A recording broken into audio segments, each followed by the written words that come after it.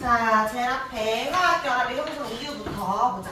이 원자는 화학결합에서 비활성 기체 또는 18족 원소와 같은 안정한 전자 배치를 가지려고 합니다. 전자 배치 꼭 적어줘야 되고, 자, 공유결합 비금속 원소의 원자들이 전자 쌍을 형성하지 한 개씩, 두 개씩 내놓으니까 그래서 공유해서 형성됩니다. 단일은 한 개, 이중은 한 번에 두 개, 삼중은 한 번에 세 개입니다. 자, 물 그릴 때 산소는 전자 두 개를 내놓고 수소는 한 개씩 내놓아서 전자쌍 두 개를 만드는데 그림 그릴 때 수소가 양쪽에 그려야 되잖아. 가장 바깥 껍질만 겹치게 그려주고 그 다음에 전자를 이런 식으로 교점에 그리던지 한 개씩 있더라도 이런 식으로 그려도 상관없습니다. 그럼 수소는 공유전자쌍 끝. 그다음 산소는 공유전자쌍 두 개면 비공유 전자쌍도 두 쌍이 있어야 되겠지. 총 4개 그려주면 되고 안쪽에 2개 그려주면 됩니다. 자, 이때 공유전자쌍은 2개지만 이중결합이라고 하지 않는다 했어요. 단일결합이 2개니까 1번은 X, 2번에 수소는 헬륨, 산소는 네온과 같은 전자 배치 가집니다. 자, 루이스 전자점식은 원자과 전자를 점으로 찍는데 같은 뭐면? 같은 족이면 점에서가 똑같겠지. 그럼 수소는 1족이니까 원자과 전자수 1개, 점 1개만 찍으면 되고 탄소는 14족이니까 4개 찍는데 사각형 있다라고 생각하고 찍으면 돼. 질소는 5개 찍을 때 4개 찍고 짝꿍 하나 만들어주면 되고 산소는 2쌍 만들어주면 되고 플로리는 3쌍 만들어주면 됩니다. 자, 공유전자쌍은 필요한 전자수니까 원자과 전자수에다가 8이 되도록 해주면 돼. 7개니까 1개 필요하고 6개면 2개, 5개면 3개, 4개면 4개 더 필요합니다. 근데 수소는 예외적으로 1개만 더 필요하다고 하고 공과 B의 합이 반드시 4가 돼야 된다 했어. 그러니까 얘는 3, 2, 1, 0이라고 했고 수소는 예외적으로 0입니다. 전자가 2개만 있으면 되니까. 자, 그럼 결합의 종류는 단일 결합인지 이중인지 적는 건데 수소는 단일 결합밖에 못해. 그리고 플로리도 단일 결합밖에 못하지. 산소는 이중 결합 가능하니까 단일 결합, 이중 결합. 얘는 질소는 단일, 이중, 삼중까지 가능하고 탄소는 사중 결합이라는 게 없기 때문에 단일, 이중, 삼중까지 가능합니다. 여기서 1족과 17족은 둘 다 단일 결합밖에 못하니까 수소 대신에 올 수 있는 애는 17족 애들이 올 수 있겠지. 자, 밑에 17족 적어주면 됩니다. 자, 4번의 구조식은 공유전자쌍만 선으로 나타낸 것을 말하는데 수소는 단일결합이잖아. 그러면 얘는 짝대기 하나를 긋겠지. 그 다음에 공유전자쌍 1개고 수소는 비공유 없고 단일결합입니다. 이때 점 찍을 때는 세로로 보통 점을 더 많이 찍어요. 가로로 찍어도 틀린 건 아니다. 자, 산소는 이중결합이죠. 그럼 이거 그때 그림을 그릴 때 전자 점식은 선이 아니라 점으로 찍어야 되니까 이렇게 점으로 4개를 찍으면 돼. 근데 그럼 공유가 2쌍이라는 거니까 비공유도 2쌍 있어야 되겠지. 그러면 둘러싸는 게 다 둘러싸는 게 아니라 비공유 2쌍씩 찍으면 됩니다. 공유 2개, 비공유 총 4쌍이 되고 이중결합이다. 자, 질소는 대표적으로 3중결합이니까 선은 3개를 그리는데 점을 찍을 때는 그러면 총 6개의 점을 찍어야 되겠지. 3개씩 내놨으니까. 근데 공유가 3쌍이면 비공유는 혼자 있을 때 1개 더 있어야 되잖아. 4쌍이 돼야 되니까 1쌍씩 찍어주면 돼. 공유 3쌍에 비공유 1쌍, 2쌍이 됩니다. 3중결합이에요. 자, 이거 볼 수 있어야 되고 뒷장에 공유결합 물질의 특징 보자. 공유결합 물질은 원자들이 모여서 뭐를 이룬다? 분자를 이룬다. 이온결합에서 분자란 말 못 쓴다 했잖아. 공유결합만 쓸 수 있습니다. 자, 비교해볼까? 이온결합 물질은 물에 잘 녹는다이지만 공유결합 물질은 물에 잘 녹지 않는다. 예외적으로 잘 녹는 거 4개 있었잖아. 누구? 소주탕 잘 녹고 또 설탕 잘 녹고 또 염산 잘 녹았지. HCl. 이거 외워야지. 쌤이 중요하다고 했는데 얘는 NH3 암모니아. 근데 이거 염화수소랑 암모니아라 적어도 되는데 쌤 이걸 화학식으로 굳이 적는 이유는 얘는 물에만 잘 녹는 거고 얘는 물에 녹으면서 밑에 전류도 흐르는 예외야. 같이 외우라고. 이온화가 잘 된다. 그렇게 해석하면 됩니다. 자, 그럼 녹는 점과 끓는 점, 이온결합 물질은 강한 전기적 인력으로 MP는 멜팅 포인트거든. 녹는 점, 뒤에 끓는 점 말하는 거야. 애들이 녹다. 그러면 안 녹으니까 고체로 존재한다. 근데 공유결합 물질은 분자 결정과 원자 결정 중에 분자 결정은 힘이 약하다 했지. 그러니까 낮다입니다. 인력이 작기 때문에. 그러면 액체나 기체로 존재할 거고 원자 결정은 원자 사이의 결합이고 이 자체가 이미 공유결합이야. 그러니까 얘는 상온에서 고체로 존재합니다. 이게 다양운전나 흑연 같은 걸 썼잖아. 전기전자쌍 이온결합은 X55였다면 공유결합은 다 X인데 예외, 고체일 때 예외는 흑연이 있었지. 다이아 적으면 안 돼요. 흑연 말고 더 싶으면 그래핀 이런 거 적어주면 되고 수용액일 때 요거 두 개 한 번 더 적어주는 거야. 애들이 이온화가 잘 되니까 예외적으로. 물론 학교에서 아세트산을 배운 다음에 아세트산도 적어도 되는데 염산, 아세트산, 황산, 질산 같은 산염기 물질이 다 예외입니다.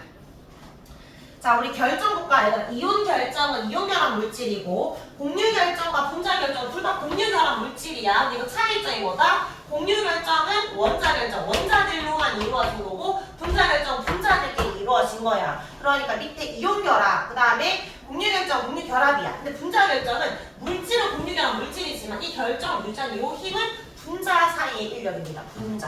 분자 사이의 인력. 자, 그럼 녹는 점. 공유 결정과 분자 결정 둘 다 공유 결합 물질이지만 공유 결정은 매우 높지가 않고 끊어집니다. 근데 분자 결정은 금방 끊어지니까 매우 낮음이라고 해주면 되고 전기준도수 아까처럼 이온 결합 물질을 고칠 때만 전류가 안 흘러.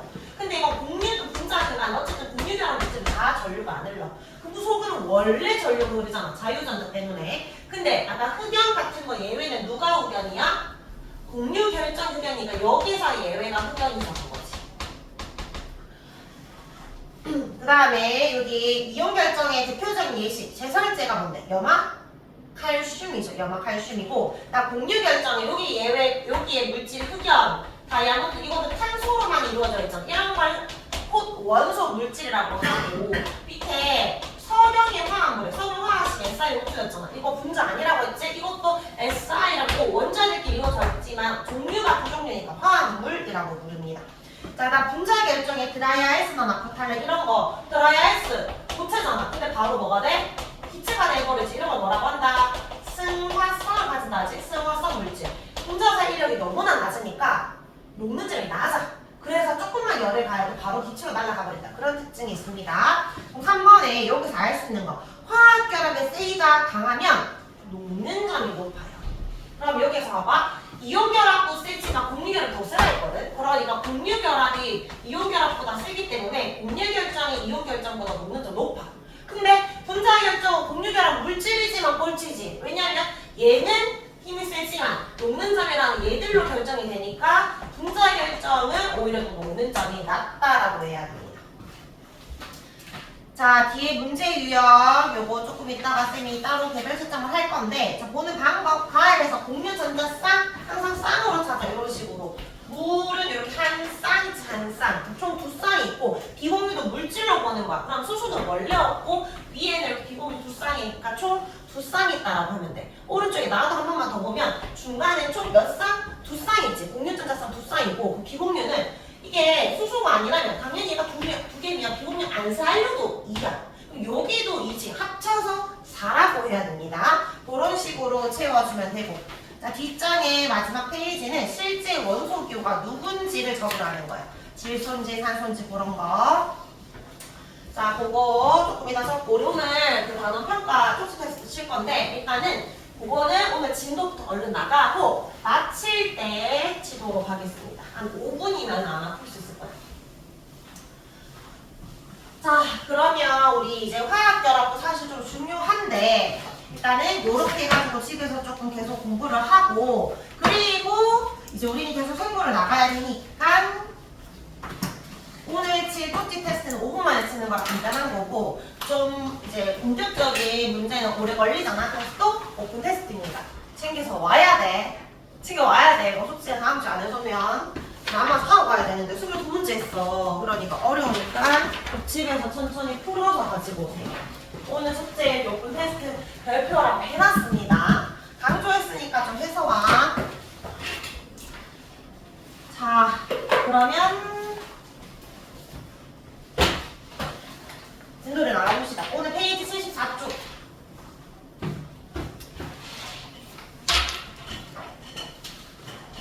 우리 그 시험 범위는 세포부터인데 예전에 쌤이랑 세포까지 했었고 세포 뒤에 3토 확산 안 했거든. 나중에 공부할 거니까 일단은 이거부터 먼저 하고 6월달에 세포 빠르게 복습하고 3토 확산 나갈게요. 일단 그 다음 파트가 여기 효소 파트인데 여기에 페이지 74쪽 위에 보면 프리뷰 1번에 물질대사의 특성이 있고 효소와 활성화 에너지 있지? 오늘 뭐 어려운 내용은 아닌데 그래프를 좀 잘 해석해야 되고 새로 나오는 단어들을 좀 잘 봅시다. 일단 1번에 물질대사의 빈칸 좀 채워볼까? 우리 물질대사, 신진대사라고 하잖아. 제일 중요한 키워드가 두 개야. 물질대사는 반드시 우리 몸 안에서 일어나야 돼. 생명체 내에서 또는 세포 내에서 일어나야 되고, 얘들이 일어나는 반응을 뭐라고 하냐면 화학 반응이라고 해. 우리 중3 때 배웠지? 물리변화랑 화학변화. 화학변화랑 물리변화의 가장 큰 차이점 뭐야? 물질이 변하긴 변하는데 뭐까지 변하면? 물질에 기호에 뭐까지 변하면 화학변화라고 해. 물질의 성질까지 변하면 화학변화를 하거든. 화학변화가 일어나는 반응인데 우리 몸 안에서 뭔가 물질이 달라진단 말이야. 달라질 때 어떤 그 물질이 완전 다른 물질로 바뀔 때 우리가 물질대사가 일어났다라고 해. 자, 그럼 물질대사는 일단 일종의 화학 반응이야. 우리 몸에서 일어나는 화학 반응. 그러면 반응물이 있었을 거고 시간이 지나서 생성으로 바뀔 때 완전히 그 물질이 달라졌다는 거잖아. 성질의 변화가 일어났으니까. 그 물질이 가지고 있는 고유한 에너지 값이 있는데 에너지도 변화가 일어나. 둘 중에 하나야. 에너지가 변했다는 건 에너지가 일부 나가서 줄어들거나 에너지가 들어와서 에너지가 커졌거나. 그래서 물질대사는 두 가지로 나눠서 볼 건데 기준은 에너지 관점으로 볼 거야. 반응이 진행되는 동안에 에너지의 크기 변화로. 자, 그럼 반응을 해서 생성을 할 때 에너지 자체가 달라졌으니까 원래는 에너지가 작았는데 에너지가 커졌을 수도 있고 원래는 에너지가 많았는데 작아졌을 수도 있겠지. 이게 한 번에 일어나는 게 아니기 때문에 점차적인 반응이라 이런 식으로 표현을 하거든. 자, 그럼 다시 에너지 크기가 커지려면 주위에서 에너지를 흡수해야 돼? 에너지를 방출해야 돼? 에너지를 흡수해 와야 되겠지. 그래서 이때 얘를 에너지가 흡수가 되는데 이런 반응을 보통 열 에너지가 흡수된다라고 해서 우리가 흡열 반응이라고 해. 우리 중3 때 했던 내용이야. 자, 에너지 크기가 작아지려면 가지고 있던 에너지를 내놔야 되겠지? 즉 에너지의 방출이 일어나는데 보통 열 에너지가 방출되니까 열이 발생된다라고 해서 이걸 발열 반응이라고 하거든. 그래서 에너지 크기 변화로 두 가지가 있어. 흡열 반응과 발열 반응. 근데 이건 화학 반응의 용어야. 자, 우리는 물질 대사 용어로 따로 외워야 돼. 자, 우리 몸에서는 흡열 반응이 어떤 거냐면 이런 거야. 아주 작은 크기 저분자가 있었는데 애들이 모여가지고 큰 고분자를 만들고 싶어. 그럼 우리 몸에서 흡열 반응이 일어나야 돼. 에너지가 커져야 돼. 이런 걸 동화작용이라고 해. 크기가 작았는데 크기가 커질 때를 동화작용이라고 부르고 우리 몸에서 일어나는 발열 반응이 있어. 그러니까 크기가 큰 고분자였는데 작게 쪼개고 싶어. 저분자로. 에너지 작아져야 되겠지? 우리 몸에서 일어나는 발열 반응을 이화작용이라고 합니다. 이화작용. 그러니까 동화작용의 예시는 크기가 커져야 되니까 아미노산이 모여서 뭐가 돼? 단백질 되잖아. 단백질이 합성된다든지 아니면 포도당이 모여가지고 녹말로 합성된다든지 이런 식으로 크기가 커질 때 또는 포도당도 원래는 이산화탄소가 모여서 포도당이 되잖아. 그걸 뭐라고 해? 광합성이라고 하지. 어쨌든 상대적으로 크기가 커지는 건 동화작용이야. 그러면 이화는 반대지. 광합성과 반대작용이 뭐야? 포도당을 쪼개는 걸 뭐라고 해?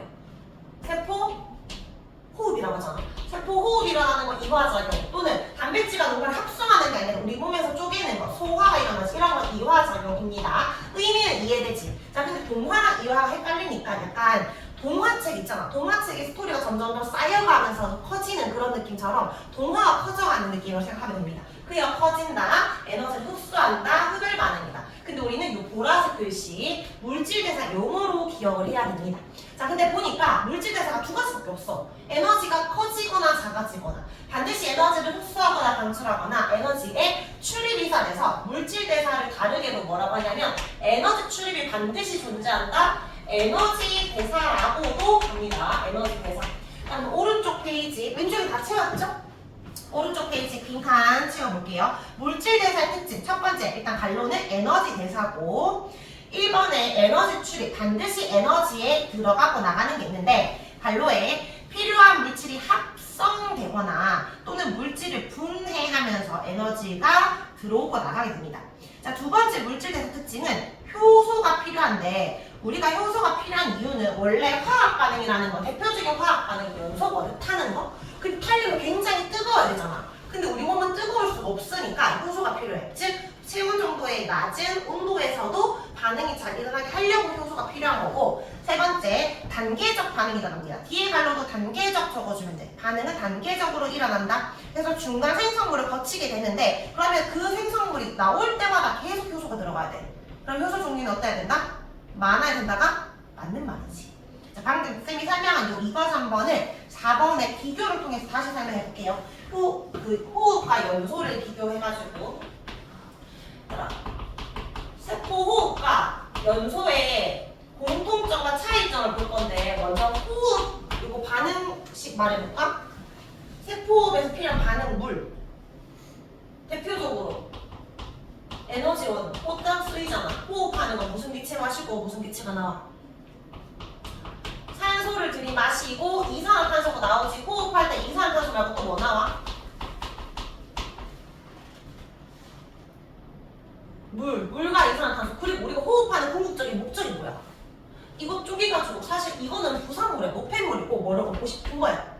에너지 얻고 싶은 거지. 맞지? 우리 이거 기억나? 미토콘드리아, 마이토콘드리아에서 호흡이 일어난다. 에너지가 만들어지는 곳이다 라고 했거든. 이게 세포호흡이라고 하면 연소는 태우는 거잖아.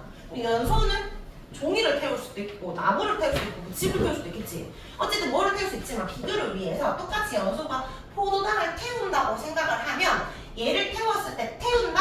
똑같이 산소는 필요할 거야. 그리고 태울 때는 빛이 발생하잖아. 빛 에너지가 발생, 열 에너지가 발생하지. 공통점 뭐다? 첫 번째, 관로에 들어가면 산소가 이동된다. 두 번째, 에너지가 방출된다. 이게 공통점이야. 둘 다 에너지가 방출되니까 둘 다 발열 반응이라는 거지, 공통점은. 자, 근데 차이점이 있어. 똑같이 포도당을 쪼개가지고 이산화탄소가 나오잖아. 포도당 화학식 나중에 우리 통과 2가 외워야 되는데 그거 C6, H12, O, 여기지, 유탄당. 이산화탄소는 CO2 크게 작아지는 거야. 그러니까 얘는 고분자가 저분자가 된 발열 반응이란 말이야. 그러면 얘가 물과 이산화탄소가 나옵니다. 에너지 물질 아닙니까? 연소도 마찬가지. 포도당을 연소하면 똑같이 물과 이산화탄소가 나오는데 중간 과정이 달라. 아까 세포호흡은 한 번에 일어나지 않는다 했거든. 단계적 반응으로 또 다른 중간 생성물이 나오고 또 다른 중간 생성물이 나와서 단계적 반응을 통해서 마지막에 얘가 돼. 이때 조금씩 에너지가 방출이 되는 거지.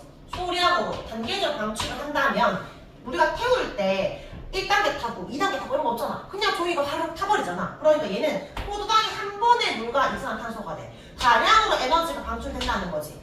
이유는 온도가 다르지. 얘는 굉장히 높은 고압에서 일어난다면 우리 몸은 37도의 낮은 온도잖아. 그러니까 한 번에 일어날 수가 없는 거야. 같은 말인데 다시 반대로 말해볼게. 왜 우리는 이렇게 비효율적으로 단계적 반응을 할까? 한 번에 안 하고. 한 번에 하려면 온도가 어때야 돼? 고온이어야 되잖아. 굉장히 400도에서 높아야 되는데 그럼 우리가 타 죽겠지? 그러니까 세포가 손상되지 않으려고 단계적 반응하는 겁니다. 오른쪽 날개에 보이죠? 중간층에 보면 이 단계적으로 걸쳤을 때 입점은 세포가 손상되지 않게 하려고, 그러니까 낮은 온도일 때 반응하려고 단계적 반응하는 거야. 그럼에도 불구하고 반응 안 일어나거든? 그러니까 우리는 중간중간마다 뭐가 필요하다? 이때 효소 투입, 매 순간마다 효소가 들어가야 되지만 얘는 효소 같은 거 필요 없다. 이게 차이점이야. 그럼 차이점은 뭔데? 중간에 반응 경로가 다르다는 게 차이점. 자, 근데 반응물이 같고 생성물이 같다면 반응의 시간은 다르겠지만 방출된 에너지의 총량은 어떨까? 이건 같겠지. 총량은 달라지지 않습니다. 우리 OX 문제 풀어보자. 여기 첫 번째 에너지 총량은 같다. 그치만 반응 경로는 다르다. 자, 1번 세포 호흡은 동화야 이화야? 이화지. 자, 이화작용. 자, 그럼 2번 다시 질문. 그러면 호흡이 약간 발열 반응이고 연소도 발열 반응이니까 연소도 이화에 속한다. OX. 쌤이 어떤 의도로 넣었을까? X야. 왜 X야? 봐봐. 둘 다 에너지 방출, 둘 다 발열 반응 오케이. 근데 이화는 물질 대사인 거잖아. 우리 몸에서 일어나야 되지. 연소는 우리 몸에서 안 일어나지. 그러니까 이화를 쓸 수가 없지. 연소는 이화란 말을 쓸 수가 없어요. 동화랑 이화는 물질 대사 용어라는 거야. 알겠지? 발열과 이화는 좀 다른 겁니다. 자, 뒷장으로 넘어가겠습니다. 자, 그럼 우리 첫 번째 물질 대사 먼저 봤는데 물질 대사가 일어나기 위해서는 반드시 누구의 도움이 필요하다? 이게 우리 몸에서 일어나야 되다 보니까 낮은 온도임에도 반응할 수 있는 효소의 도움이 필요해. 이제 두 번째 효소를 볼 건데 효소의 주 성분이 뭘까? 쌤이 생물 시간에 모르면 뭘로 찍어라? 단백질. 그래서 효소는 일단 조성분은 단백질이야. 근데 이제 이거 어떤 역할을 하는 단백질인가 봤더니 우리 몸에서 촉매 역할을 하는 단백질이래. 그럼 촉매가 또 뭔지 봐야 되겠지. 자, 밑에 촉매에 대해서 설명해놨는데 촉매라는 거는 화합물이거든. 근데 어떤 화학 반응이 일어나잖아. 화학 반응이 일어날 때 반응의 속도를 조절해주는 물질이야. 속도를 조절한다 했으니까 속도를 빠르게 할 수도 있고 느리게 할 수도 있거든. 속도를 빠르게 하는 걸 정촉매라고 하고 속도를 느리게 하는 걸 부촉매라고 해. 더 안 일어나게 하는 거. 근데 우리 몸에서는 이 효소가 반응을 당연히 도와주는 역할을 할 거 아니야. 그러니까 엄밀히 말하면 우리 몸에서는 정촉매 역할을 해, 부촉매 역할을 해. 반응 잘 되려고 하는 거니까 정촉매 역할을 하는 거지. 속도를 빠르게 해주는 역할을 하는 거야. 근데 이제 촉매의 특징이 첫 번째는 속도를 조절해주는 건데 두 번째는 촉매는 안 사라져.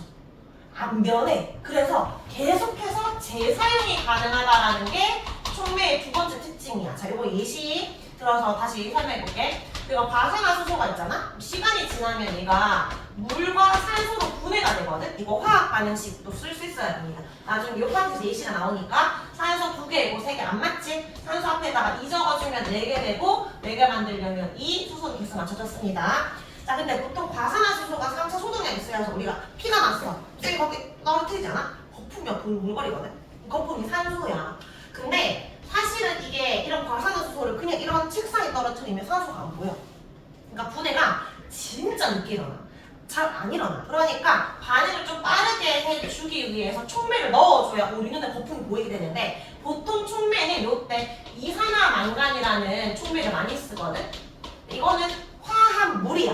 근데 쌤 이거는 우리가 이산화만 안 떨어뜨려도 상처난 곳에 떨어뜨리자마자 산소 바로 나왔잖아. 그 이유는 뭐냐면 혈액 속에 효소가 있었거든? 이산화망간처럼 과산화수소를 분해한 효소가 있었는데 그 효소 이름은 카탈레이스야. 그래서 한번 더 할 거야. 근데 어쨌든 이런 효소가 있었기 때문에 우리가 바로 산소로 보였던 거지. 일반적으로 그냥 떨어뜨리면 안 보인다는 거지. 이런 걸 넣어야 반응이 잘 일어나. 자, 근데 이때 만약에 쌤이 과산화수소를 여기에 10g을 넣었다라고 해볼게. 그 다음에 이산화망간을 2g을 넣었어. 이때 물이 8g이 나왔어. 자, 산소는 몇 g이 나와야 될까? 과산화수소를 10g만 넣었으니까 산소 2g이 나와야 돼. 이산화망간까지 생각을 해가지고 4g이 나와야 돼. 몇 g? 얘가 없으면 아주 천천히 2g 나왔겠지? 있으니까 빠르게 2g이 나오겠지? 생성물의 농도나 양에 영향을 주지 않아.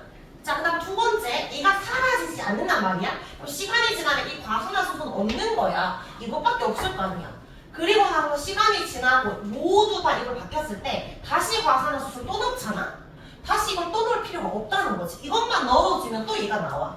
이것만 넣어주면 얘가 계속 나와. 얘는 한 번만 넣어주면 끝. 계속해서 재사용이 가능해. 이런 걸 촉매라고 하는데 우리 몸에서 효소가 이런 촉매 역할을 한다는 거지. 그러니까 효소는 종류는 많아야 되지만 양은 많을 필요가 없어. 계속해서 재사용이 가능하니까. 자, 빈칸에 채울게요. 제일 위에 효소는 우리 몸에서 촉매 역할을 한다라고 해서 이걸 생체 촉매라고도 합니다. 촉매라고도 하고 우리 몸에서 단백질입니다. 조성분이. 그럼 보충 네모칸이에요. 속도를 변화시키고 반응 끝난 뒤에 재사용이 가능합니다. 그래서 여기에 제일 마지막 줄에 화합물로 이루어진 촉매 있지. 이런 걸 무기 촉매라고 하는데 우리가 만든 거고 뒤에 생명체에서 만들어진 생체 촉매를 뭐라 한다? 이런 걸 효소라고 하는 거죠. 여기에 과산화수소, 그림 보면 이산화망간이 있지만 우리는 카탈레이스라는 효소로 얘를 분해할 수 있습니다. 자, 이번에 효소의 작용 한 번 더 정리를 하면 1번 모든 물질 대상 반드시 효소가 들어가야 돼. 그래야 반응이 잘 일어나는데 두 번째, 그거 덕분에 체온 정도의 낮은 온도에서 일어납니다. 세 번째, 자, 이게 중요해. 효소가 들어가면 뭐를 빠르게 한다고? 반응 속도를 빠르게 한다고. 근데 왜 속도가 빨라져? 앞에 뭐라 적혀있어? 활성화 에너지라는 걸 낮췄기 때문에 속도가 빨라지는 거거든? 아, 그럼 또 활성화 에너지가 뭔지 봐야 되겠지? 자, 잘 따라와야 돼. 지금 우리 물질 대사에 대해서 배웠는데 물질 대사가 우리 몸에서 일어나는 화학 반응. 굉장히 뜨거워야 되기 때문에 속도를 좀 잘 빠르게 하기 위해서 효소가 필요하다. 근데 효소를 넣으면 왜 빨라진다? 이 그걸 낮췄기 때문이라는 거야. 그럼 이게 뭐냐는 거지. 활성화 에너지의 정의가 진짜 중요한데 활성화 에너지 정의 적혀있지. 거기에 반응이 일어나기 위해서 한번 읽어봐 눈으로. 무슨 말인지 이해해봐. 필요한 최소한의 에너지야. 무슨 말인지 딱 문장만 보고 느낌이 와? 어떤 반응을 하기 위해서는 그냥 반응이 일어나지 않고 에너지를 투입해야 반응이 일어나. 근데 에너지를 많이 넣으면 당연히 잘 일어나겠지. 근데 조금 넣으면 안 일어날 수가 있어. 그러니까 최소한 이만큼 넣어줘야 돼 하는 그 에너지 크기를 활성화 에너지라거든. 자, 반응이 일어나기 위해서 필요한 최소한, 최대한 아니야. 최소한 에너지 크기인데 이걸 그래프에서 어디서부터 어디까지가 활성화 에너지인지 찾을 수 있어야 되거든. 다시 그거 설명은 나중에 다시 복습할 때 그 세 줄을 다 읽어보고 오른쪽 페이지로 넘어가서 일단 그래프에서 활성화 에너지 크기 찾아볼게. 일단 왼쪽은 이거 무슨 반응이야? 에너지 크기가 커졌잖아. 이거 무슨 반응? 흡열 반응. 오른쪽이 에너지가 작아졌으니까 발열 반응.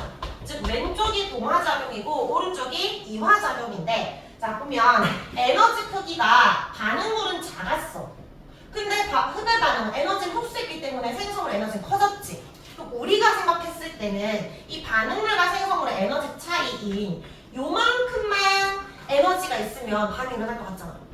요 생성물과 반응물의 에너지 차이를 반응열이라고 하는데 반응열. 이 반응열을 쌤이 A라고 해볼게. 그럼 A의 크기만큼만 주면 왠지 일어날 것 같지만 실제로 그렇지 않다는 거지. 이게 왼쪽이 10이고 오른쪽이 100이면 90만 주게 되는 거 아니에요? 그게 아니라 일종의 언덕이 존재해, 언덕. 그러니까 내가 90을 더 얻기 위해서는 한 100이나 130 정도는 에너지를 가해줘야 내가 100이 될 수 있어.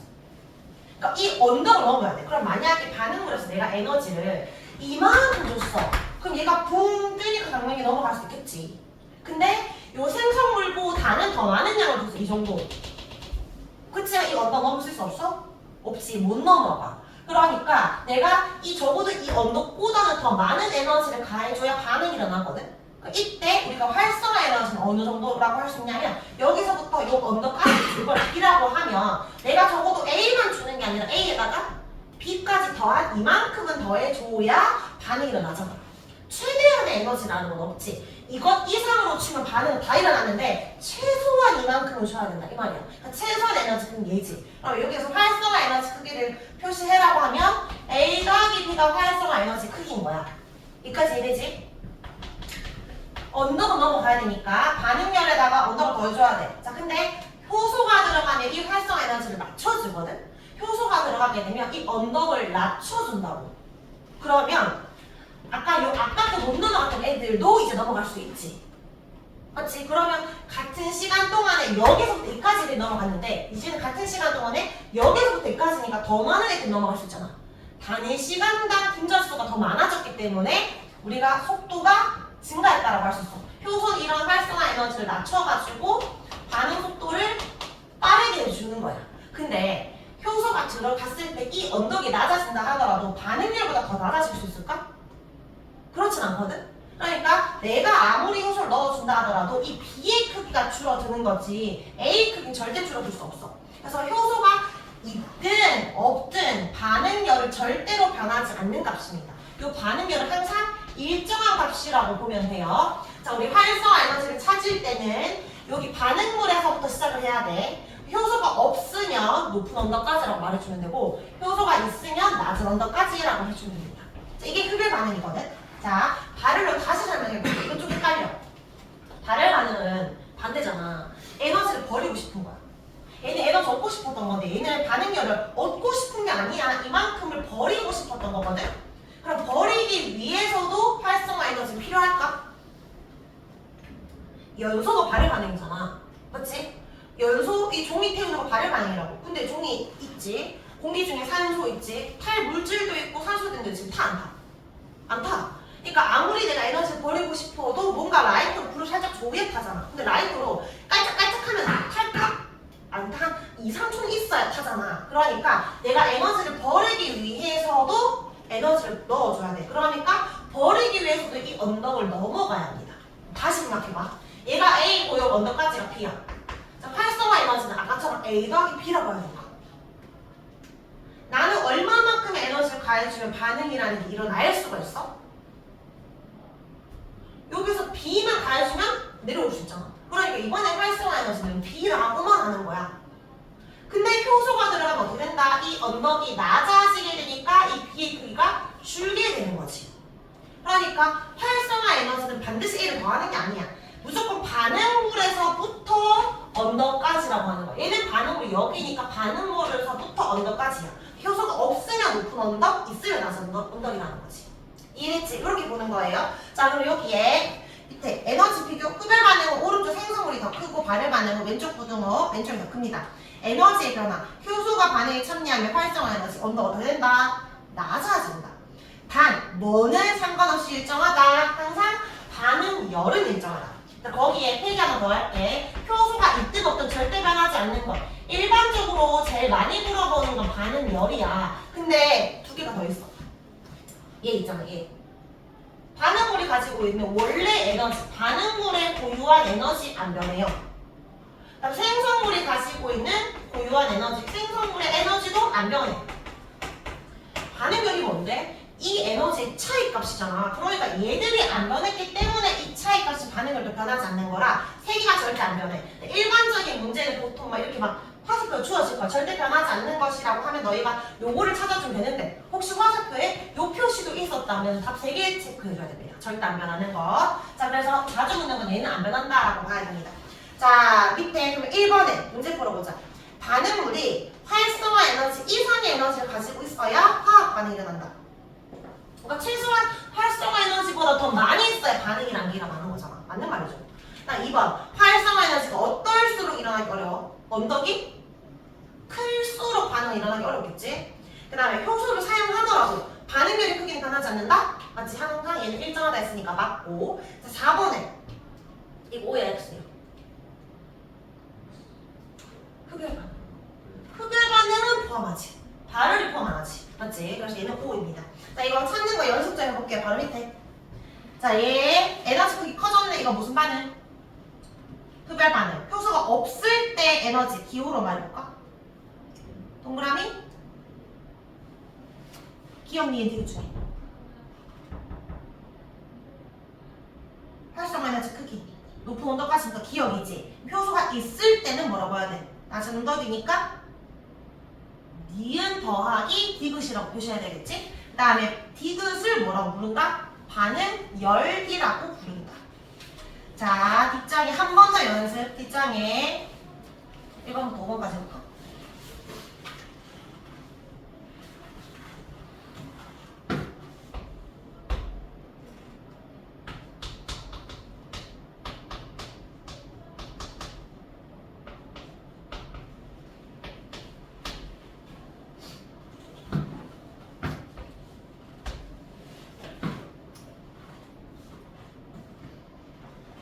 자, 1번은 이 반응은 무슨 반응? 발열 반응이지. 이번 효소가 없을 때 활성화 에너지는 기억 더하기 디귿이야. 그냥 기억이야. 그냥 기억이지. 효소가 있을 때는 낮은 언덕인 니은이야. 자, 4번에 효소 양이 많아지면 디귿 크기 감소하나요? 얘는 안 변해. 그러니까 X야. 자, 근데 5번에 이거 조심해야 돼. 5개념으로 많이 내는 문제인데 효소의 농도가 증가하면 니은의 크기가 감소한다. 왠지 맞을 것 같잖아. 효소가 들어갈수록 더 낮아질 것 같지만 일단 답은 했어요. 어떤 거냐면 효소가 없으면 높은 언덕, 있으면 낮은 언덕 끝. 효소가 1개 있든 100개 있든 무조건 이 언덕이 끝이야. 없고 있고가 끝이야. 이게 이해가 안 될 수 있는데 이런 개념이야. 봐봐. 이게 만약 효소라고 생각해봐. 아니 효소가 아니라 반응물이야. 내가 얘를 반쯤 자르고 싶어. 쌤이 이렇게 막 자르려고 하니까 너무 에너지가 많이 들어가는 거야. 요 EA는 액티베이션 에너지, 이 말이 활성화 에너지 줄임말이야. 내가 이걸 자르기 위해서 100이라는 에너지가 필요한데, 자, 가위가 있다고 생각해봐. 가위로 싹둑 잘랐어. 이거 막힘 아니야. 그냥 싹둑 자르는 거야. 그럼 효소야. 효소가 있으면 훨씬 더 자르기가 쉬워지기 때문에 활성화 에너지는 10으로 줍니다. 언덕을 낮췄으니까. 저 근데 봐봐. 가위로 얘를 잘랐을 때 에너지가 10 들어갔지. 근데 얘를 잘라도 10이 들어갈 거고 얘를 잘라도 10이 들어갈 거 아니야? 근데 가위가 한 개가 아니라 3개가 있다고 생각해봐. 동시에 세 개를 싹둑 자르니까 속도가 어떻게 될까? 자르고 만약에 한 번에 자르잖아. 굉장히 빨라지겠지. 속도가 더 빨라지잖아. 근데 속도가 빨라졌다고 해서 무조건 활성화 에너지가 주는 게 아니야. 그냥 얘가 얘가 한 개로 자르든 동시에 세 개 자르든 이 가위가 얘를 자르는데 필요한 에너지는 언제나 10이잖아. 1대1로 대응하는 값이야. 그러니까 그냥 10이라는 변하지가 않아. 무슨 말인지 이해돼? 효소 양이 많아지면 속도 빨라지겠지. 근데 여기서 표현할 수 있는 게 아니야.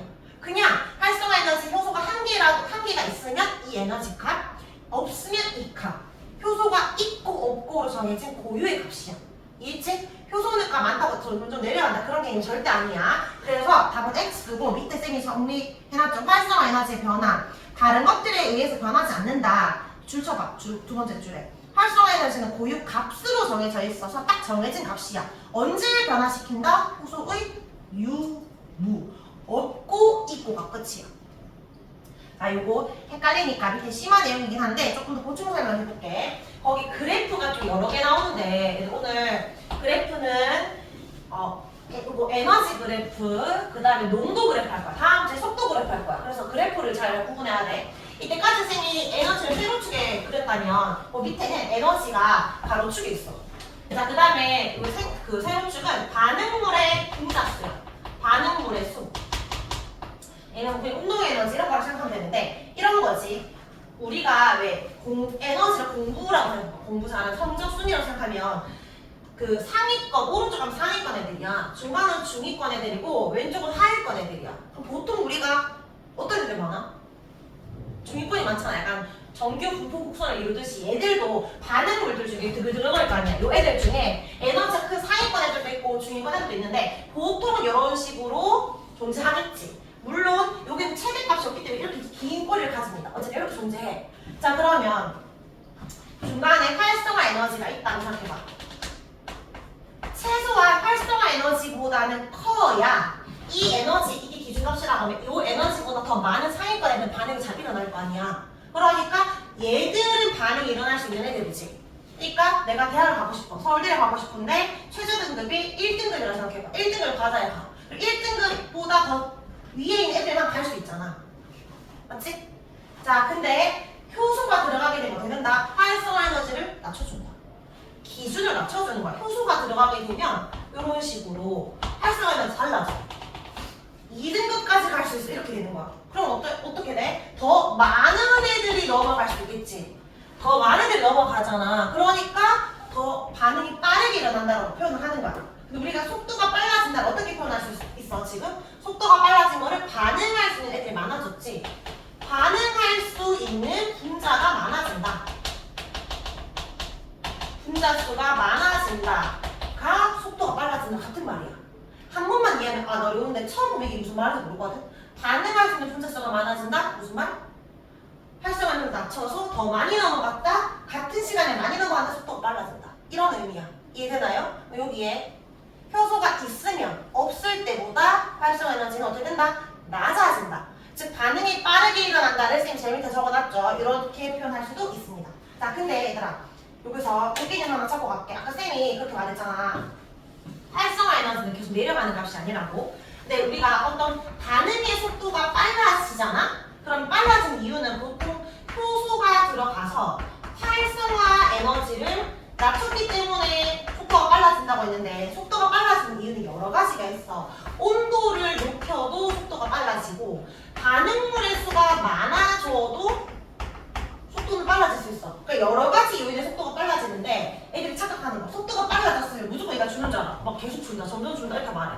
그런 게 아니야. 이미 반응이 일어났으니까 얘는 한 번 줄고 끝이란 말이야. 이렇게 봐봐. 얘를 우리가 지금 우리 대륜고 애들 중에 서울대를 더 많이 보내고 싶어. 그러면 서울대에서 최저점을 낮추는 게 아니라 이걸 낮추지 않아도 더 많이 보낼 수 있는 방법이 있어. 이걸 늘리려고.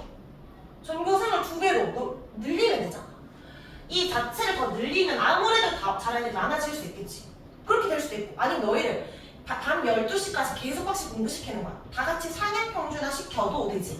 에너지 자체를 다 같이 높이는 거야. 다 같이를 가열시켜서 뜨겁게 만들면 또 올라갈 수 있겠지. 그러니까 여러 가지 이유로 속도가 빨라졌는데 이걸 빨라졌다고 반드시 활성화 에너지 내려간 거네? 라고 보면 안 된다. 이제 계속 강조한 거야. 얘는 절대로 변하는 값이 아니다. 얘는 고유 값이다. 이거 애들이 그 상위권에도 많이 틀려오는 거니까 조심하지. 자, 그러면 우리 뒤로 넘겨서 잠깐 문제 좀 풀까? 페이지 88쪽에 1번 단답형 문제 가져갑니다. 1번 4번에 1번 물질 대사 설명 옳은 거. 생명체 내에서 일어난다. 맞죠? 반드시 에너지 출입 함께 일어난다. 맞지? 에너지 대사라 했잖아. 촉매 없어도 일어난다? 아니지. 효소 반드시 필요합니다. 자, 이번에 가와 나중에 종류 이름. 가는 저분자에서 고분자 냈네. 동규야, 이거 동화야, 이화야? 동화. 나가 크기 작아졌으니까 이화입니다. 자, 3번에 이화랑 관련된 거 동그라미 쳐보자. 세포 호흡과 단백질 합성 중에 이화는 작아지는 거니까 세포 호흡, 기억. 디귿과 리을 중에 디귿이겠지. 자, 4번에 물질 대사면 물, 화학 반응면 화 적어주면 돼. 저온에서도 반응이 빠르게 일어난다. 이게 반응 진짜 잘 일어난다 이런 의미가 아니라 낮은 온도임에도 잘 일어난다 이런 의미야. 그러니까 물질 대사 말하는 거고, 반응이 한 번 일어난다? 화학 변화죠. 화학. 소량씩 단계적이다? 물. 자, 5번에 얘가 녹을까? 조성분은 단백질이다. 생체 촉매라고 한다. 두 글자? 효소. 자, 6번에 활성화 에너지 기호로 찾으래. 효소가 있을 때로 찾으래. 있을 때. 그러면 높은 언덕이 아니라 낮은 언덕으로 찾아야 되겠지. 낮은 언덕이니까 B라고 해야 돼? E라고 해야 돼? E라고 해야겠지. 반응물 기준이니까. 자, 7번까지 해볼까? 7번.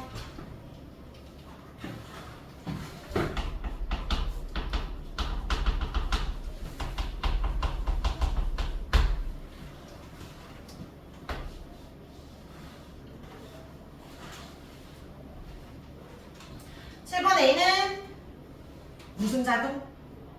동화야, 이화야? 동화작용. 흡열 반응이지? 자, 효소는 C를 변화시키지 않는다. 맞지? 반응이 안 변화시킨 거 맞고, 없을 때는 A다. 맞고, 있을 때 뭐라고 해야 돼? B가 아니라 나타내면 이 기호를 표시해서 A 빼기 B라고 해야 되겠지? 그래서 틀렸고, 4번에 세포 호흡은 이화인데 얘는 아니, 그 동환이가 틀렸지. 그 다음에 생성물보다 반응물의 에너지가 더 작다. 이게 뒤에는 맞는 말인데 세포 호흡이라고 하면 안 되니까 답은 X가 됩니다. 자, 돌아오세요. 페이지 79쪽입니다. 자, 이제 효소에 의해서 활성화 에너지가 어떻게 줄어드는지 갖고 이제 효소의 특성을 볼 건데 79쪽에 1번은 바로 채워볼게요. 효소의 주성분이 뭐다? 단백질이다. 자, 혹시 기억나? 쌤이 단백질은 항상 뭐가 떠올라야 된다? 단백질이랑 소고기 떠오르면 안 되고 이치가 떠올라야 돼. 효소는 이치 구조로 가죠. 왜냐면 단백질이니까. 자, 그래서 가진 특징이 있는데 여기 효소의 작용 원리 별 펼쳐놨지? 요거를 잘 이해해야 되거든? 이거랑 3번 효소의 특성이랑 한 번은 설명 먼저 해볼게. 자, 효소는 이치 구조지만 쌤은 그림을 잘 못 그리니까 평면을 그렸어요. 이게 지금 효소라고 할 때 효소가 반응물을 생성물로 바꿔주기 위해서는 반응물과 결합을 해야 돼. 그래서 결합할 수 있는 부위가 정해져 있는데 이 반응물과 결합한 이 부위를 활성 부위라고 해. 활성 부위에 딱 들어맞아야 반응이 일어날 수 있거든. 자, 그럼 반응물의 후보군 A, B. 자, 누구만 결합할 수 있겠어?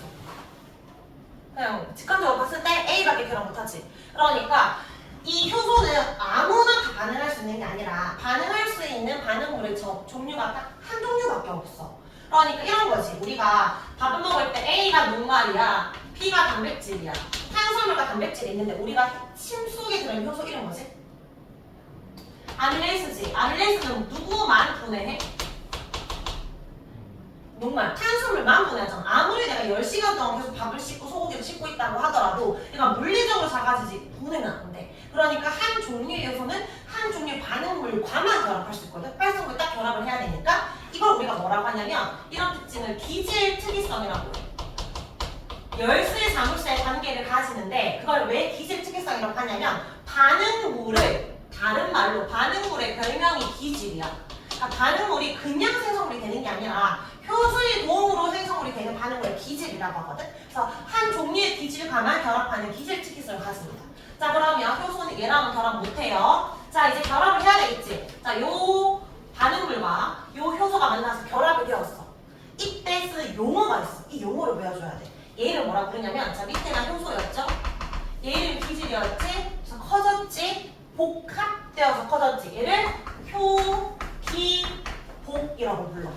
기호야, 이름 비슷하지? 너랑 효소 기질 복합체라는 거야. 효소 기질 복합체. 외우기 힘드니까 얘가 효기복이라고 외우라는 건데 기질 효소 복합체라고 하면 안 돼. 반드시 효기복이라고 해야 됩니다. 그래서 이렇게 만들어졌을 때 비로소 뭘 할 수 있냐면 활성화 에너지를 낮출 수 있어. 그다음 우리 단백질의 장점이 뭐였지 기억나? 효소처럼 단백질의 장점은 종류가 많다. 단점 뭐 약하다. 열이 약하지. 변성이 되지. 자 그러면 우리 몸에 효소가 단백질이지. 근데 우리가 왜 아프잖아? 그럼 막 고열이 막 38, 39 올라가. 그럼 위험하다고 하는 이유가 뭐냐면 내 몸이 지금 41도, 42도까지 간다고 생각해봐. 이 효소 단백질이 어떻게 될까? 변성이 되겠지. 그럼 얘가 이렇게 막 모양이 막 찌그러진다고. 활성도에도 이상해지지. 그럼 기지가 결합할 수가 없어. 결합 못하면 얘가 안 만들어지니까 활성화 에너지 낮출 수가 없어. 낮출 수가 없다는 건 얘가 안 내려갔다는 거잖아. 그 말은 넘어가기 쉽다 어렵다? 어렵다. 거의 못 넘어가. 뭐가 안 일어나? 내 몸에 소화가 안 돼, 호흡이 안 돼, 광합성 뭐 이건 안 하더라도 단백질 합성 못해. 어떻게 될까? 죽는 거야. 물질 대상 생명 현상을 다루는 건데 생명 현상을 못 하게 된다는 거지. 근데 다행히 엄마가 열심히 내 몸을 닦아줘가지고 내가 30도 돌아왔어. 나 이제 정상적인 생활 할 수 있어 없어? 없지. 단백질 한번 변성되면 못 들어오잖아. 그러니까 위험한 거지. 아예 올라가 버리면 안 된다는 거야. 어쨌든 그래서 중요하고요. 이거 만들어졌을 때 낮출 수 있는 거야. 자, 근데 애들이 무슨 뽀뽀하듯이 계속 붙어 있는 게 아니라 아주 1000분의 1초로 그냥 탁 붙이고 끝나. 그럼 얘가 뭘로 바뀌냐면 기질은 이제 생성물로 바뀌어야 되겠지.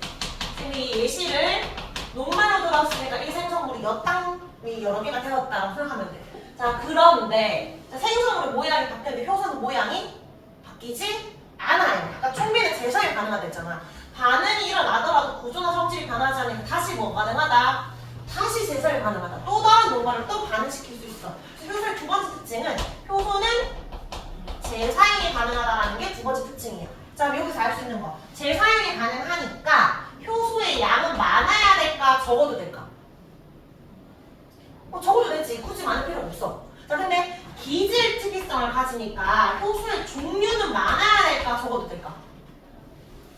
녹말분의 효소도 있어야 되고 단백질분의 효소도 있어야 되고 지방분의 효소도 있어야 되지. 거기다 우리는 한 번 일어나는 게 아니라 중간 생성물 있잖아. 다 다른 물질이니까 또 다른 효소가 다 필요한 거야. 그래서 종류는 엄청나게 많아야 돼. 다행히 단백질 우리 기억나지? 아미노산의 개종순에 따라서 많이 만들어질 수 있으니까 가능하다라고 보면 됩니다. 그리고 하나만 더. 쌤이 지금 예시를 크기를 큰 애에서 작은 애로 쪼갰으니까 이건 일종의 동화 예시야? 이화 예시야? 작게 만든 거니까 이화작용의 예시를 든 거지 이런 식으로 너희가 찾아야 되는 거야. 이화작용을 촉매하는 효소다 이렇게 보면 됩니다. 자, 빈칸 채울게요. 자, 여기 2번에 중간에 반응을 효소 결합한 부분이지. 얘를 뭐라 부른다고? 효기복이라고 불러요. 효기복. 아주 작은 글씨 화살표에 적겠지. 효소의 활성 부위에 기질 결합하면 효소 기질 복합체가 형성된다라고 적어놨습니다. 자, 이제 큰 3번에 효소의 특성, 특정 반응물과만 결합하는 거 기질 특이성. 이거 단답형으로 나오니까 단어 외워주고요. 두 번째, 효소의 재사용 가능합니다. 효소의 특성 두 가지 써라. 1번, 2번 둘 다 쓰기. 자, 밑에 A, B, C, D 이름 적자. A가 뭐야?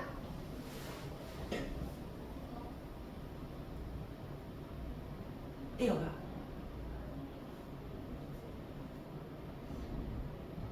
반응물 또는 기질이라고 하면 되고 B가 효소지. 그럼 C가 뭔데? 효, 기, 복이고 D가 뭔데? 생성물이지. 그래서 다시 질문.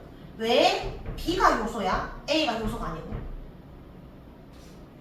라고 할 때 보통 문제들 보면 효소 이렇게 생겼잖아. 효소가 보통 이렇게 생겼으니까 이렇게 말하면 안 되잖아. 어떻게 말해야 될까? A랑 B랑 결합하거나 떨어졌을 때 A는 변했지만 B는 안 변했잖아. 그러니까 반응을 하고 났을 때 구조가 변하지 않았으니까 그게 효소인 거지. 그러니까 너희가 시험 문제에 A, B, C, D 누구 적으라고 한 다음에 효소를 그거라고 생각한 이유를 적으라고 하면 구조랑 성질이 변하지 않았기 때문이라고 말을 해줘야 합니다. 알겠죠? 그 다음에 2번에 효소의 종류 많지 않아도 된다? X. 양이 많아야 된다? X입니다. 자, 뒷장에다 심화의 그래프 하나 그리고 갈게요. 얘들아, 이제 그래프가 두 번째 그래프야. 이제 에너지 그래프 나왔고, 이제 농도 그래프인데, 거기에 이렇게 하나 기울기를 이렇게 그려봐봐. 하나, 요렇게 A, 하나, B. A랑 B 중에 하나는 반응물이고 하나는 생성물이야. 뭐가 반응물일까? 시간이 지날수록 늘어나는 게 뭐겠어? 반응물이 늘어나야 돼, 생성물이 늘어나야 돼. 반응물이 생성물로 변하니까 생성물은 늘어나겠지. 반응물은 줄겠지. 반응물이 생성물이 되고 있는 중이니까. 맞지? 자, 그럼 이때 누가 반응물로 생성을 찾을 수 있어야 돼? 이때 반응의 속도 T1과 T2 중에 언제가 더 반응 속도가 빠르다고 할 수 있을까? 뭘 봐야 돼? 속도는 온도 그래프잖아. 양 그래프잖아. 증가하는 정도를 보면 되지. 그러니까 같은 시간당 증가하는 정도, 같은 시간이 주어졌는데 얼만큼 증가하는지를 봐봐, 생성물이. 또는 같은 시간당 얼마나 빠르게 감소하는지를 보면 되겠지. 단위 시간당 델타 증가 이렇게 말하는데 굳이 그렇게 어렵게 말할 필요 없고 뭘 보면 돼? 기울기를 보면 되지. 기울어진 정도로 속도를 너희가 찾아주면 돼. 아, T1은 빠르게 증가하고 있는데 점점점 기울기가 완만해지네? 속도가 느려지고 있구나를 보는 거야. 만약에 여기 이런 식으로 해서 완전 일직선이 되었어. 이때가 T3야. 이때 기울기가 0이지. 속도 얼마? 0. 왜냐면 시간이 지나도 생기는 게 없다는 거잖아. 그럼 뭐를 의미한다? 기울기가 0이 되었다는 건 반응이 뭐 되었다? 종료가 되었다. 왜 더 이상 생성물이 늘어나지 않나요? 더 이상 반응물이 없으니까. 모두 다 생성물이 바뀌었기 때문에 반응하지 않는 거야. 알겠지? 여기가 속도가 제일 빠른 게 아니라 뒤로 갈수록 속도는 줄어들게 됩니다. 자, 여기서 두 번째 질문. 자, 활성화 에너지를 비교하려면 T1과 T2 중에 언제가 더 활성화 에너지가 클까? 활성화 에너지가 작을수록 반응의 속도가 아까 빠르다 했으니까 속도가 빠른 이 T1이 활성화 에너지가 더 작다라고 말할 수 있다 없다? 그런 개념이 아니라고 했지. 그냥 활성화 에너지는 언제나 같다. 이미 한번 줄어들었을 거고 줄어든 활성화 에너지는 고유값이라 절대로 변하지가 않아. 그냥 반응의 속도 줄어든 이유는 다른 이유들 때문에 생각하면 되는 거야. 양이 없으니까. 알겠지? 이거를 처음 풀면 헷갈린단 말이야. 근데 이거는 땡큐 문제야. 활성화 에너지는 절대로 요 중간에서 변하지 않는다. 중간에 효소를 투입했다. 그런 문제가 아니라면. 그렇죠? 자, 근데 여기서 이제 두 개를 손을 더 그릴 거야. 이거 설명 끝났고 실제로 문제 중에 요 두 개만 나오는 게 아니라 네 개가 나오거든. 요거 하나 A, 하나 B. 이거 반응물, 생성물이라고 하면 너희 나이키 알지? 나이키를 그려봐. 이렇게. 이거 C. 이제 나이키를 뒤집어서 하나 그려봐. 없었는데 살짝 층마다 다시 0이 되는 D. 자, C랑 D 중에 하나는 효소야. 하나는 효기복이야. 뭐가 효소일까? C랑 D 중에.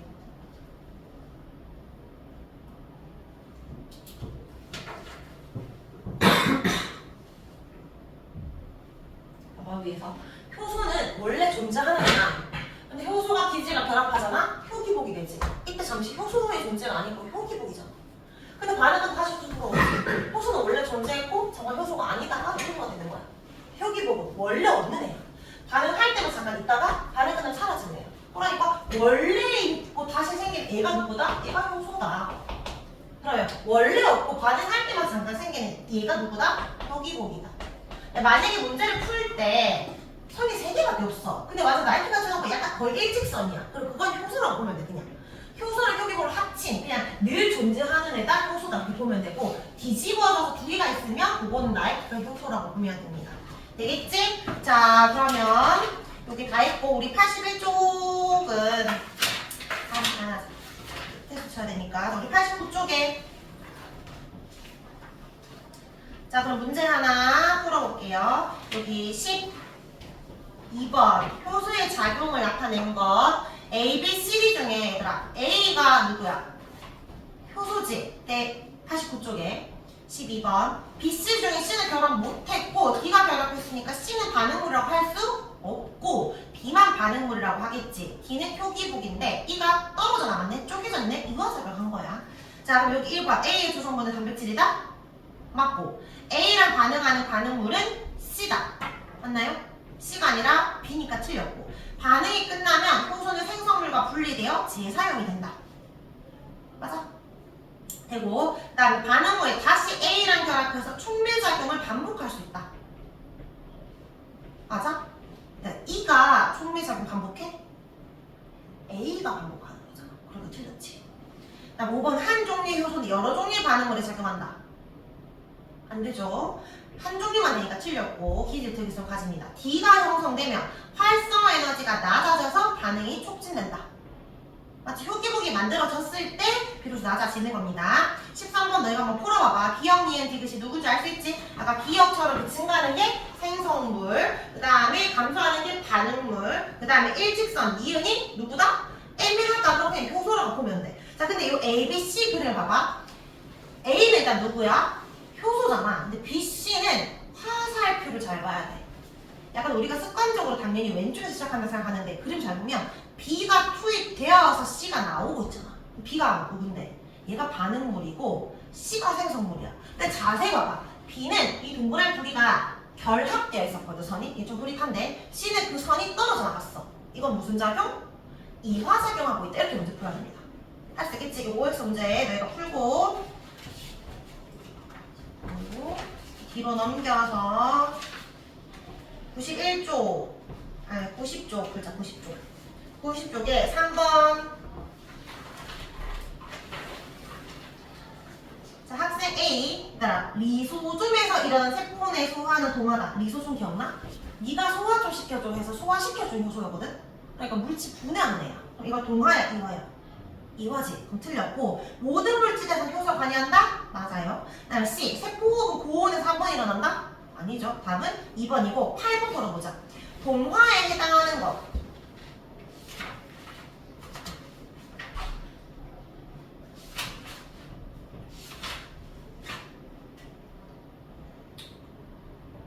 일단 답은 찾을 수 있을 텐데 얘들아 안 되는 거를 지워볼 거거든? 이화라서 안 되면 이렇게 지울 거야. 근데 동화도 이화도 아니야. 아니 물질 대사 자체가 아니면 이렇게 지워봐. 1번에 연소는 물질 대사가 아니잖아. 아예 지워야지. 그 다음에 소환 이화라서 X야. 그냥 틀렸고. 그 다음에 삼투합산은 뭘까? 삼투합산은 에너지 소모가 없거든? 물리적인 반응이야. 그냥 확산은 이렇게 퍼져나가는 거잖아. 이거 화학 반응이야. 물리 반응과 화학 반응 완전 다르지. 삼투합산은 아예 X야. 물질에서 자체가 아니고 우리가 죽어도 삼투합산이 일어날 수 있거든. 그래서 별개의 문제고 3번은 광합성에서 호흡이 이화라서 안 되지. 하나만 뜯고요. 4번이 답이죠. 5번에 소화는 이화라서 안 되니까 5번은 소화에만 줄 거 중에 하나입니다. 자, 뒷장에 14번 14번에 저 우리 기억 못할까봐 좀 몇 개 같이 푸는 거거든. 가에 A, B, C 중에 A가 요 알갱이야. 알갱이 이름 뭐더라? 단백질 합성한 거잖아. 리보솜 맞지? 라이보솜이라고 했고 일단 B랑 C를 좀 구분하기 어려워하는데 염록체가 더 크다 했거든?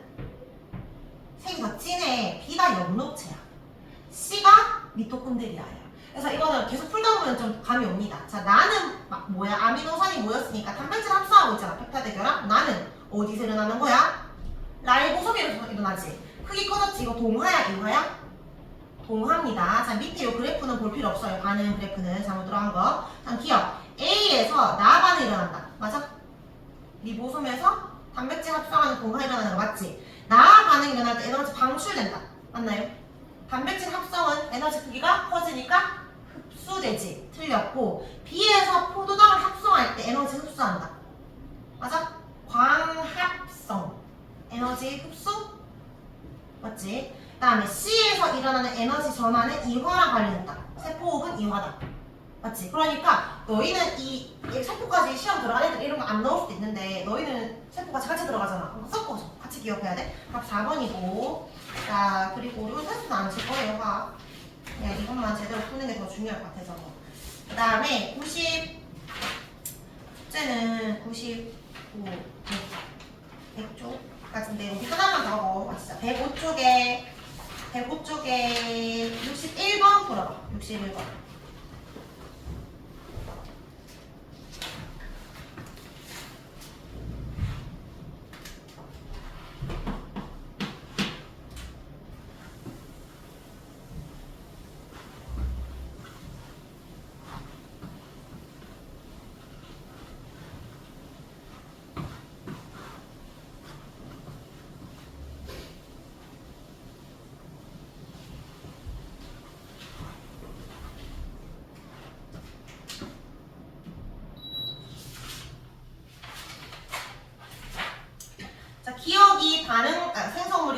반응물이잖아. 그럼 기억. 맞죠? 그 다음 E1에 T1일 때가 크다. 맞아? 활성화에서 원칙은 동일하다 했으니까 틀렸고 반응 속도는 기울기가 점점 감소하고 있으니까 T3로 갈수록 늦어지겠지? T3일 때가 느리다. 답은 1번. 한번 푸니까 이건 외워 안 어렵지? 자, 우리 숙제는 100조까지만 하면 됩니다. 100조. 아니 못 나갔다. 대신에 오픈 테스트는 꼭 해서 와야 돼. 쌤 오픈 테스트 줬나?